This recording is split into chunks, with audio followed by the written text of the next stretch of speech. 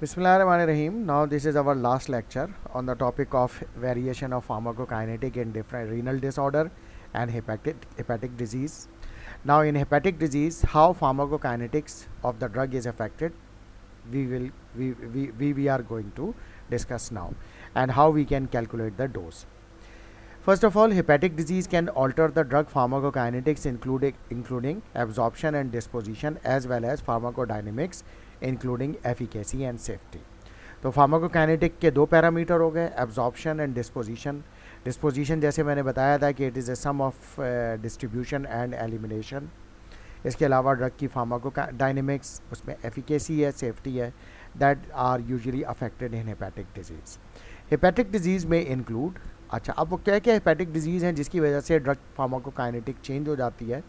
The common hepatic disease such as alcoholic liver disease, liver cirrhosis, and chronic infections of the liver like hepatitis viruses, viral infection, hepatitis B virus, hepatitis C virus, and the less common disease such as hepatitis D, acute infections of the hepatitis viruses including hepatitis D virus, hepatitis E virus. इसके अलावा primary biliary cirrhosis, primary sclerosing cholangitis, and alpha-1 A1 antitrypsin deficiency यानी अल्फ़ा-1 antitrypsin deficiency. ये अल्फ़ा-1 antitrypsin क्या होता है? ये एक जो है वो ऐसा कंपोनेंट है, केमिकल है जो बॉडी में बन रहा होता है, लेवर बना रहा होता है, जिसका काम ये होता है कि जो ट्रिप्सिन एंजाइम प्रोड्यूस हो रहा है बॉडी में उसको न्यूट्रलाइज करना, ताकि वो बॉडी के अपने जो नॉर्मल सेल है उसको डाइजेस्ट या डिग्रेड करना या मेटाबोलाइज करना ना शुरू कर दे. क्योंकि ट्रिप्सिन वैसे तो जीआई ट्रैक्ट में चाहिए होता है प्रोटीन के मेटाबॉलिज्म के लिए, लेकिन ये ना करे कि बॉडी की अपनी जो नॉर्मल प्रोटीन होती है उसको डाइजेस्ट करना शुरू कर दे, तो ये मौजूद होता है. लेकिन कुछ इंडिविजुअल में जिनमें लेवर में डिजीज़ हो जाती है तो उनको अल्फ़ा-1 एंटीट्रिप्सिन की डेफिशिएंसी हो जाती है, जिससे वो जो ट्रिप्सिन जो होता है फिर वो बॉडी के अपने टिश्यूज़ को भी जो है वो डाइजेस्ट, डिग्रेड या फिर मेटाबोलाइज करना शुरू कर देता है. In addition drug induce hepatotoxicity, drug से भी हेपेटोटॉक्सिसिटी होती है, which is the leading cause of acute liver failure in the United States. यानी अमेरिका में जो एक्यूट लिवर फेलियर की जो सबसे ज़्यादा केसेस होते हैं वो due to drug induce hepatotoxicity के होते हैं. Drugs are often metabolized by one or more enzymes located in the cellular membrane in different parts of the liver. अच्छा, ड्रग जो है वो एंजाइम्स जो होते हैं उससे मेटाबोलाइज होती हैं, जो कहाँ पर मौजूद होते हैं? Cell membranes and different parts of the liver. Now the next slide. Drugs and metabolites may also be excreted by biliary secretion. अच्छा, इसके अलावा जैसे अभी इससे पहले हम सारा कुछ ये पढ़ रहे थे कि ड्रग्स जो है जो किडनी से एलिमिनेट होती हैं, तो अगर किडनी फंक्शन कॉम्प्रोमाइज़ है या रीनल फंक्शन कॉम्प्रोमाइज़ है तो how we can determine the appropriate dose for that patient. अब यहाँ पे हम बात कर रहे हैं उन ड्रग्स की जिनकी एलिमिनेशन जो है वो बिलियरी एक्सक्रीशन है, यानी लिवर से एलिमिनेट होती है. तो उस केस में ड्रग्स जो होगी वो उसकी फिर क्या सिचुएशन होगी, हमें क्या करना पड़ेगा. हेपेटिक डिजीज़ में लीड टू ड्रग एक्यूमुलेशन, इसमें ड्रग एक्यूमुलेट होगी बॉडी में, लाजिम बात है जब एलिमिनेट नहीं होगी तो. Failure to form an active और इनएक्टिव मेटाबोलाइट, और अगर उसका मेटाबॉलिज्म भी इम्पेयर्ड होगा तो फिर वो एक्टिव या इनएक्टिव मेटाबोलाइट जो भी उसके यानी मेटाबोलाइट जो बनने वो नहीं बनेंगे. Increased bioavailability after oral administration and other effects including possible alteration in drug protein binding.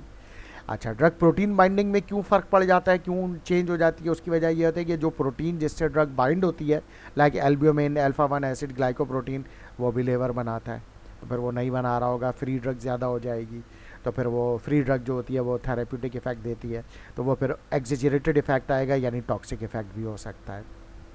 Liver disease may also alter the kidney function, which can lead to accumulation of a drug and its metabolite, even when the liver is not primarily responsible for elimination. इसके अलावा अगर liver disease हो जाए तो वो kidney के function को भी इम्पेयर करती है, क्योंकि बॉडी में अमोनिया बढ़ने लगता है, उससे पीएच ब्लड का चेंज होने लगता है, तो सारा जो इलेक्ट्रोलाइट बैलेंस है वो आउट होने लगता है, तो उसकी वजह से फिर किडनी फंक्शन भी इम्पेयर होने लगता है, तो उस वजह से भी ड्रग और उस जो बॉडी में एक्यूमुलेट होना शुरू हो जाएगी. The clinical laboratory test measure only a limited number of liver function. जो क्लिनिकल लेबॉर्ट्री टेस्ट हैं वो लिवर फंक्शन को चेक करने के लिए बहुत ही लिमिटेड नंबर में है. Some clinical laboratory test such as aspartate amino transferase, जो कि एक लिवर एंजाइम है, एलेनिन अमाइनो ट्रांसफेरेजेस ALT, जो कि ये भी लिवर एंजाइम है, are common serum enzyme test that detect the liver cell damage and rather than the liver function. अच्छा, ये और फिर दूसरा ड्रॉबैक ये है कि ये जो AST और ALT एंजाइम है, लिवर एंजाइम है, ये तो नहीं बताएंगे कि लिवर फंक्शन कितना इम्पेयर हुआ है, बस ये बताएंगे अगर इनका लेवल हाई है, नॉर्मल से बढ़ा हुआ है, तो हम ये कह सकते हैं कि लिवर इज़ डैमेज, यानी लिवर सही काम नहीं कर रहा। लेकिन कितना सही काम नहीं कर रहा, फंक्शन कितना कॉम्प्रोमाइज़ है, ये हम नहीं डिटरमिन कर सकते। उसकी वजह क्या है कि बहुत सारे इंडिविजुअल्स ऐसे होते हैं जिनका लिवर एंजाइम बड़ा होता है बट लिवर फंक्शन नॉर्मली काम कर रहा होता है, ड्रग भी मेटाबोलाइज हो रही है, फूड भी मेटाबोलाइज हो रहा है, यानी कोई प्रॉब्लम नहीं है बज़ाहिर। तो इसलिए जो है इन्होंने ये बात कही कि लिवर एंजाइम बढ़े होने का मतलब ये होता है कि लिवर सेल डैमेज ज़रूर है, लेकिन लिवर फंक्शन कितना कॉम्प्रोमाइज़ है ये नहीं पता चलता। इसके अलावा other laboratory test such as serum bilirubin are use to measure the biliary obstruction or interference with the bile flow, क्योंकि जो बिलिरुबिन है जो कि येलो कलर का होता है, वो बाइल के साथ जो है वो GI ट्रैक्ट में आ जाता है और इस तरीके से एलिमिनेट होता है। लेकिन अगर बिलियरी ऑब्स्ट्रक्शन होगी तो फिर बाइल जो होगा बॉडी में एक्यूमुलेट होगा, तो वो जो होगा वो रिलीज़ नहीं होगा और बिलिरुबिन लेवल भी बढ़ जाएगा ब्लड में। इसी वजह से अब क्या कह रहे हैं हम, presently no single test accurately assess the total liver function. इसलिए हमारे पास कोई ऐसा टेस्ट नहीं है जो एक्यूरेटली बता सके कि लिवर फंक्शन कितना कॉम्प्रोमाइज़ है। जितने भी टेस्ट हैं वो सिर्फ ये बताएंगे कि लिवर सेल्स डैमेज हैं या नहीं है, चाहे वो हम CT स्कैन करा लें यानी इमेजनरी टेक्निक करा लें, तो उसमें पता चल जाएगा कि लिवर सेल्स इन्फ्लेम्ड हैं या अगर कहीं नेक्रोसिस हुआ है, डैमेज हैं, तो वो पता चल जाएगा। लेकिन उससे फंक्शन पे क्या फ़र्क पड़ रहा है ये हमें नहीं मालूम हो सकता। यूजुअली ये series of clinical laboratory test are use in clinical practice to detect the presence of liver disease and distinguish among different types of liver disorder which gauge the extent to known liver damage and follow the response to the treatment. इसी वजह से जो different clinical laboratory test हैं series, जिसमें ALT है, AST है, LDH है यानी लैक्टेट डिहाइड्रोजनेज, गैमा ग्लूटामेज है, और इसके अलावा यही बिलिरुबिन, तो ये डिफरेंट टाइप के जो टेस्ट हैं वो bilirubin level, direct bilirubin, indirect bilirubin, तो ये सारी चीज़ें हम चेक करते हैं जिसकी बेस पे हम ये डिटरमिन करते हैं कि लिवर डैमेज कितना है, और उसके हिसाब से फिर जो है वो ये कह लीजिए कि follow the response of the treatment, यानी जो ट्रीटमेंट इनिशियली दिया है फिर देखते हैं उस पर क्या रिस्पॉन्स आ रहा है, उसकी बेस पे जो इनिशियल रिस्पॉन्स होता है फिर ये डिसाइड करते हैं कि हमें डोज बढ़ानी चाहिए ड्रग की या कम करनी चाहिए। A few tests have been used to relate the severity of hepatic impairment to predicted changes in the pharmacokinetic profile of the drugs। कुछ टेस्ट FDA ने रिकमेंड किए हुए जिससे हम सिर्फ प्रिडिक्ट कर सकते हैं, जैसे हमने बात की कि एक्चुअल नहीं डिटरमिन कर सकते लेकिन प्रिडिक्ट कर सकते हैं कि ड्रग की फार्माकोकाइनेटिक में क्या चेंज आ सकता है। अब वो क्या क्या टेस्ट हैं? Examples of these test include ability of liver to eliminate marker of drugs such as antipyrine, indocyanine green, mono ethyl glycine xylidide and galactose, यानी ये हम देखेंगे पेशेंट को और देखेंगे कि ये किस तरह से रिकवर हो रही है, एलिमिनेट हो रही है लिवर के ज़रिए। अगर ये नॉर्मली एलिमिनेट हो रही है तो इसका मतलब है लिवर फंक्शन इज़ नॉर्मल, और अगर ये बॉडी में एक्यूमुलेट हो रही है तो इसका मतलब है जितनी एक्यूमुलेट हो रही है तो उससे हम आइडिया लगा सकते हैं, यानी प्रिडिक्ट कर सकते हैं कि ड्रग के जो लिवर फंक्शन इस हद तक ड्रग के मेटाबॉलिज्म को कॉम्प्रोमाइज़ कर रहा है और एलिमिनेशन को भी कॉम्प्रोमाइज़ कर रहा है। इसके अलावा furthermore endogenous substrate such as albumin level और bilirubin level or a functional measure such as prothrombin time has been used for the evaluation of liver impairment, यानी albumin level, bilirubin level, इसके अलावा prothrombin time जो कि दरअसल blood clotting से related है, ये क्लॉटिंग फैक्टर ये भी लिवर में बनता है, तो ये इसके प्रोथ्रोम्बिन टाइम जो है वो PT टाइम जो है उससे भी आइडिया लगा जा सकता है कि लिवर फंक्शन अगर कॉम्प्रोमाइज़ है तो किस हद तक कॉम्प्रोमाइज़ है। बट अगेन ये सब प्रिडिक्ट है, एक्यूरेट हम डिटरमिन नहीं कर सकते। तो अब जब जैसे कि हमने किडनी में ये किया था कि कॉकरॉफ्ट गॉल्ट इक्वेशंस थी, बहुत सारे नोमोग्राम थे जिससे हम एक्यूरेट मालूम कर सकते थे कि किडनी फंक्शन कितना कॉम्प्रोमाइज़ है, तो उसकी बेस पर हम ये डिटरमिन कर सकते थे कि उसकी क्या डोज होनी चाहिए, क्या डोजिंग इंटरवल होना चाहिए। यहाँ पर ऐसा नहीं है, लिहाजा अब हम क्या कह रहे हैं, doses consideration in hepatic disease. Because there is no readily available measure of hepatic function that can be applied to calculate the appropriate dose, enzyme dependent drugs are usually given to patient with hepatic failure in half doses और less. लिहाजा हम क्या करेंगे शुरू में कि हम ख़ास तौर से वो ड्रग जो कि लिवर एंजाइम डिपेंडेंट है एलिमिनेशन के लिए और मेटाबॉलिज्म के लिए, उनकी हम इनिशियली क्या करेंगे, हेपेटिक फेलियर के केस में हाफ डोज देंगे या उससे भी कम देंगे, फिर देखेंगे रिस्पांस क्या है। वही बात अगले पॉइंट पे है कि response of plasma level then measured, हम प्लाज्मा लेवल मेजर करेंगे, देखेंगे क्या है। फिर देखेंगे drug with flow dependent clearance are avoided if possible in patient with liver failure, यानी ड्रग का जो फ्लो डिपेंडेंट क्लियरेंस है लिवर में, और लिवर में जो है वो डेफिनेटली ब्लड फ्लो कम है और वो ये कि एंजाइम लेवल कम है डैमेज होने की वजह से, तो फिर उनको हम जितना अवॉइड कर सकते हैं और कम से कम डोज में दे सकते हैं उसमें जो है वो दे के शुरू में रिस्पॉन्स चेक करेंगे। When necessary doses of these drugs may need to be reduce to as low as 1/10 of the conventional dose for an orally administered drug, यानी 1/10 का मतलब हुआ अगर नॉर्मल डोज उसकी 100 मिलीग्राम देते हैं, यानी जिसको लिवर डिजीज़ नहीं है उसको 100 मिलीग्राम देते हैं तो उसका 1/10 होगा 10 milligram.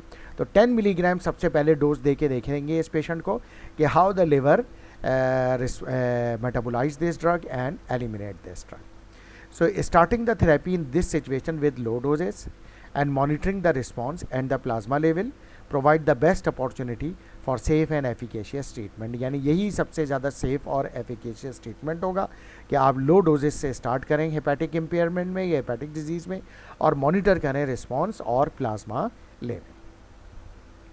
Now fraction of drug metabolize, drug elimination in the body may be divided into fraction of drug excreted unchanged by the kidney, ठीक है, यानी FE, and fraction of drug metabolized, इसको हम FM भी कह सकते हैं, fraction of drug metabolized. The later is usually estimated from 1 minus FE, यानी ये जो fraction of drug metabolized जो है वो 1 minus FE से कैलकुलेट किया जा सकता है, यानी फ्रैक्शन FE जो है वो किडनी से एलिमिनेशन होगी, तो जो बच जाएगी, यानी अगर FE जो है फ्रैक्शन है और 1 जो है वो 100% का फ्रैक्शन यानी 1 है, तो अगर हम उसको माइनस करेंगे तो ये पता चल जाएगा कि वो मेटाबोलाइज होकर लिवर से कितना ड्रग एलिमिनेट हो रही है। Alternatively the fraction of drug metabolize may be estimated from the ratio of clearance by hepatic divided by total clearance, where CLH is the hepatic clearance and CL is the total body clearance. इस ratio से भी हम determine कर सकते हैं कि drug metabolise होकर कितनी लिवर से कितनी क्लियर हो रही है, यानी एलिमिनेट हो रही है। Knowing the fraction of drug eliminated bye the liver, यानी अगर हमको मालूम है कि कोई किसी ड्रग का कि उसका कितना फ्रैक्शन लिवर से एलिमिनेट होता है, so allows the estimation of the total body clearance when hepatic clearance is reduce, तो हम ये डिटरमिन कर सकते हैं टोटल बॉडी क्लियरेंस से कि जो है लिवर फंक्शन कितना कॉम्प्रोमाइज़ है। Drugs with low FE values, यानी जिसका किडनी से एलिमिनेशन कम है, या फिर कन्वर्सली इसको हम क्या कहें, drugs with higher fraction of metabolize drugs are more affected by a change in liver function due to hepatic disease. ठीक है, ऐसा होगा क्योंकि जिनकी FE की वैल्यू कम है, यानी इसका मतलब है वो किडनी से कम एलिमिनेट होती हैं और लिवर से ज़्यादा एलिमिनेट होती हैं। तो यहाँ पर ये बात की जा रही है कि वो ड्रग जो कि किडनी से कम एलिमिनेट होती हैं, तो इसका मतलब है वो कहाँ से एलिमिनेट होती हैं, लिवर से definitely, because the second major organ which metabolize and eliminate the drug is the liver. तो फिर इसका मतलब ये होगा कि उसका जो अगर लिवर फंक्शन कॉम्प्रोमाइज़ है तो इस ड्रग में हमें ख़ास तौर से ख्याल रखना पड़ेगा कि उसकी कम से कम डोज दें। अगर हम हेपेटिक क्लियरेंस मालूम करना चाहें ड्रग की, तो उसके लिए ये इक्वेशन है CLH is equal to CL, यानी टोटल बॉडी क्लियरेंस, यानी hepatic clearance is equal to total body clearance 1 minus FE। Now the practice problem, the hepatic clearance of a drug in a patient is reduced by 50% due to chronic viral hepatitis। अच्छा, अब इन्होंने बताया कि एक drug है उसकी hepatic clearance कम हुई हुई है 50%। क्यों हुई हुई है? क्योंकि उसको कोई क्रॉनिक वायरल हेपेटाइटिस इन्फेक्शन हुआ है। क्रॉनिक वायरल हेपेटाइटिस जो होते हैं वो हेपेटाइटिस B या C होते हैं। Now how is the total body clearance of the drug is affected, यानी टोटल जो क्लियरेंस है CL वो मालूम करें। And what should be the new dose of the drug for the patient, और इस पेशेंट के लिए डोज क्या होगी जिसका 50% लिवर फंक्शन कॉम्प्रोमाइज़ है।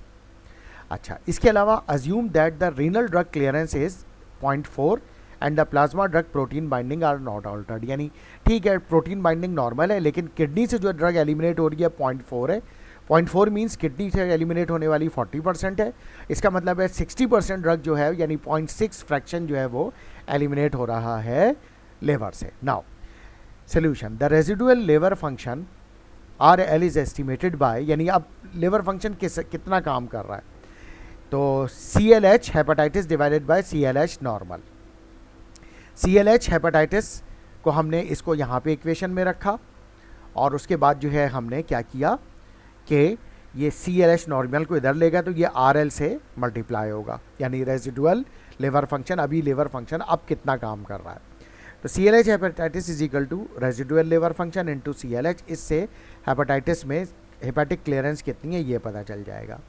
अच्छा, जो दूसरी इक्वेशन है यानी नॉर्मल क्लियरेंस 1 माइनस एफ ई, जो कि हमने यहाँ पे भी मालूम किया था, ये नॉर्मल क्लियरेंस 1 माइनस एफ ई जो कि बराबर है सी एल एच के। तो नॉर्मल क्लियरेंस माइनस, क्योंकि ये जो है ये इसके बराबर है, ठीक है ना, for C L H normal, ठीक है। तो C L H hepatitis is equal to R C L, यानी इसकी जगह पे इस इक्वेशन में देखें, ये तो हमने उठा के यहाँ लिख दिया, ये आर एल यहाँ लिख दिया, ठीक है। और ये जो सी एच नॉर्मल है, ये सी एल एच नॉर्मल, ये हमने इसकी जगह पे ये लिख दिया, ठीक है ना, C L normal 1 minus F E, क्योंकि ये देखें ये सी एल नॉर्मल है 1 माइनस एफ ई। तो ये हमने ये इक्वेशन डिटरमिन कर ली। Now assuming no renal clearance deterioration due to hepatitis, यानी हम इसमें अज्यूम कर रहे हैं कि 50% क्लियरेंस लिवर से रिड्यूस है, लेकिन किडनी से क्लियरेंस बिल्कुल ठीक है, यानी जो 40% एलिमिनेट होनी चाहिए वो हो रही है। तो now see clearance by in hepatic patient, यानी liver disease patient is equal to clearance, यानी total clearance in hepatic patient is equal to hepatic clearance in hepatitis patient and renal clearance due to normal kidney function, ठीक है। यानी क्योंकि kidney से तो normal clearance है, लेकिन hepatic clearance कम हुई हुई है, क्यों? Due to hepatitis. तो टोटल क्लियरेंस कितनी होगी हेपेटाइटिस पेशेंट में, ठीक है, clearance normal F E for C L R normal, ठीक है, यानी ये इसकी जगह हम ये लिख सकते होंगे, ये इसकी जगह पे, ठीक है ना, वही लिख दिया हमने, नॉर्मल क्लियरेंस एफ ई। और इसकी जगह हम क्या लिख सकते होंगे, जो हमने भी यहाँ पे पहले भी डिसाइड किया, ये जो सी एल एच हेपेटाइटिस, ये पूरी वैल्यू हम यहाँ पर इसकी जगह लिख सकते हो, हमने इसकी जगह पे ये वाली वैल्यू लिख दी। तो अब हमारे पास इक्वेशन बन के आ गई है। तो अब यहाँ पे ये जो सी एल नॉर्मल है, सी एल नॉर्मल दोनों में से कॉमन निकाल के आ रहा है, तो अंदर इक्वेशन में बच गया R L 1 minus F E और ये प्लस एफ ई, ठीक है। Now dose in hepatitis divided by dose in normal is equal to clearance in total clearance of hepatitis divided by total clearance of normal, this is also equal to R L 1 minus F E, यानी ये इस equation के बराबर है, ठीक है। अच्छा जनाब, अच्छा मैं इसको ऐसे भी कह सकता हूँ, देखें इस इक्वेशन में ये जो ये यहाँ पे इससे मल्टीप्लाई हो रहा है ना, तो ये इधर आएगा तो सी एल हेपेटाइटिस के नीचे आ जाएगा, यानी डिवाइड होगा, वही हो रहा है C L hepatitis divided by C L normal, और ये जो है पूरी वैल्यू इज इक्वल टू में अब यहाँ पर एज इट इज़ आ गई। इसी को वो ये कह रहे हैं कि dose of hepatitis divided by dose of normal, ठीक है। Now where R L is the residual liver function, जबकि सी एल एच नॉर्मल क्या है, hepatic clearance of a drug in normal subject. C L H hepatitis क्या है, hepatic clearance of a drug in patient with hepatitis. और C L R normal क्या है, renal clearance of the drug in the normal subject, यानी kidney से clearance normal subject में। Now total clearance is normal, वो सी L normal हो जाएगी, और सी एल एच हेपेटाइटिस यानी total clearance of a drug in patient with hepatitis, ये सिर्फ लिवर से क्लियरेंस नहीं है, टोटल क्लियरेंस है जिसमें रीनल क्लियरेंस भी शामिल है और हेपेटिक क्लियरेंस भी शामिल है। एफ ई क्या है, fraction of drug excreted unchange in the kidney, और 1 माइनस एफ ई क्या है, fraction of drug metabolize and excreted by the liver.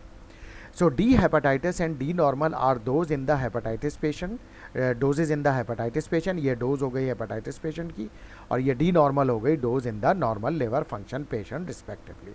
Now substituting equation 24.44 in R L 0.5 and F E 0.4, यानी residual function 0.5 है। ये 0.5 क्यों है कि यहाँ दिया हुआ है ना, ये फिर रेजिडुअल फंक्शन लिवर का कितना है, 50% कॉम्प्रोमाइज़ है, यानी 50% काम कर रहा है। Hepatic clearance of drug in patient is reduce by 50%, यानी 50% कम हुई है, तो इसका मतलब है 50% काम कर रही है। तो ये इन्होंने यहाँ पे वही 50% का फ्रैक्शन क्या होगा 0.5, किडनी से कितनी हो रही है 0.4। तो अब इस इक्वेशन में, यानी अगर मैंने कहा ना कि ये D hepatitis D normal is equal to C L hepatitis C L normal, और दिस इज, जब ये वैल्यू इसके बराबर है और ये इसके बराबर है तो इसका मतलब है ये दोनों इसके बराबर भी होंगे, R L one minus F E plus F E. तो यही किया है इन्होंने यहाँ पे कि ये D hepatitis by D normal और फिर ये आर एल की वैल्यू लिखी, एफ ई की वैल्यू लिखी, तो इसको जब कैलकुलेट किया तो ये आया 70%। अब ये आ रहा है D hepatitis by D normal is equal to 70%, यानी नॉर्मल डोज को जो होगा उसका 70%, the adjusted dose of the drug for hepatic patient is 70% that for the normal subject as a result of 50% decrease in hepatic function in the above case when F E is equal to 0.4, यानी जो normal dose होगी उसका 70% हम देंगे। अगर suppose that normal dose हम 100 milligram दे रहे थे तो इस केस में हम उसका 70% यानी 70 मिलीग्राम इस केस में देंगे, तो 70 मिलीग्राम उसकी डोज रिड्यूस होगी, तो फिर जो होगा वो आसानी से बॉडी से एलिमिनेट हो जाएगी when the liver function is 50% compromise in such situation. तो इस तरीके से हम डोज कैलकुलेट कर सकते हैं। इसके अलावा hepatic blood flow and intrinsic clearance, blood flow changes अकरें in patient with chronic liver disease, ठीक है ना, यानी क्रॉनिक लिवर डिजीज़ में ब्लड फ्लो टूवर्ड्स लिवर कम हो जाता है क्योंकि नेक्रोसिस हो जाता है लिवर के सेल्स में, परमानेंटली डैमेज हो जाते हैं तो वहाँ पे ब्लड सप्लाई भी ख़त्म हो जाती है, ठीक है। अच्छा, chronic liver disease viral hepatitis भी होता है बी या सी की वजह से, या फिर अल्कोहलिक क्रॉनिक अल्कोहलिक यूज़ की वजह से भी होता है। Now in some patient with severe liver cirrhosis fibrosis of liver tissue में आकर, यानी नेक्रोसिस जो है permanent damage resulting in intra और एक्स्ट्रा हेपेटिक शंट, यानी फिर ये कि लिवर में शंट यानी पैसेजेस बन जाते हैं जिसमें ब्लड सप्लाई नहीं होती। Hepatic arterial and venous shunts, यानी आर्टरीज ऑफ वेन्स जो होती हैं उनके जॉइंट्स बन जाते हैं, may lead to reduce fraction of drug extracted and increase in the bioavailability of drug, यानी फिर लिवर जो है वो ड्रग को एक्सट्रैक्ट करना कम कर देता है, यानी उसको लिवर सेल्स में जाना कम हो जाती है तो मेटाबोलाइज होकर एलिमिनेट होना भी कम हो जाती है।